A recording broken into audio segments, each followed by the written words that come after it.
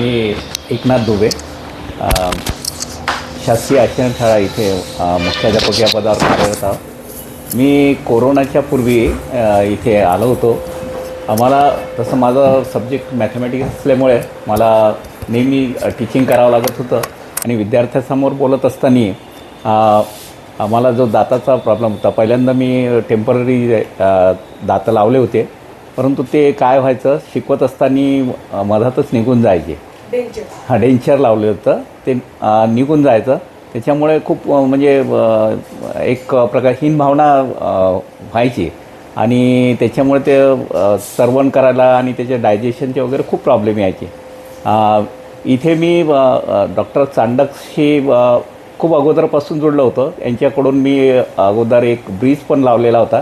त्यावेळेसच मला सरांनी सांगितलं होतं की तुमचे दात हे कमजोर आहे, तुम्ही याचा विचार करा। पण त्यावेळेस कसं मुलांची शिक्षण वगैरे असल्यामुळे मला एवढं खर्च झेपण्यासारखं नव्हता, त्यामुळे मी ब्रीजवरच ते चालवून घेतलं। पण नंतर जेव्हा जास्त त्रास व्हायला लागला तेव्हा मी इथे आलो।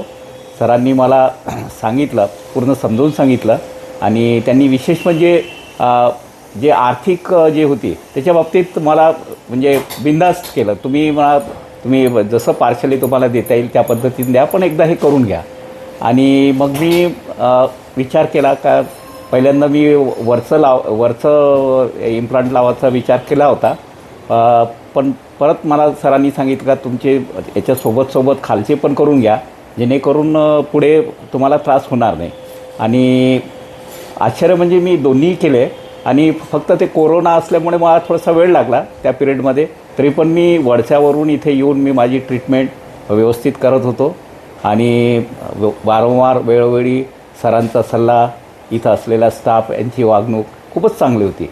आणि मी हा माझा अनुभव माझ्या स्टाफमध्ये एक कोकोटे मॅडम म्हणून पण आहे, तिला पण मी शेअर केला। त्या पण इथं येऊन ट्रीटमेंट घेऊन राहिल्या आणि खूप सुखद अनुभव आले आहे। आणि विशेष म्हणजे इथे हे झाल्यानंतर असं वाटत नाही का आपण कुठे वेगळ्या ठिकाणी जातो आहे, ते म्हणजे घरचं वातावरण इथे तयार झालेलं आहे।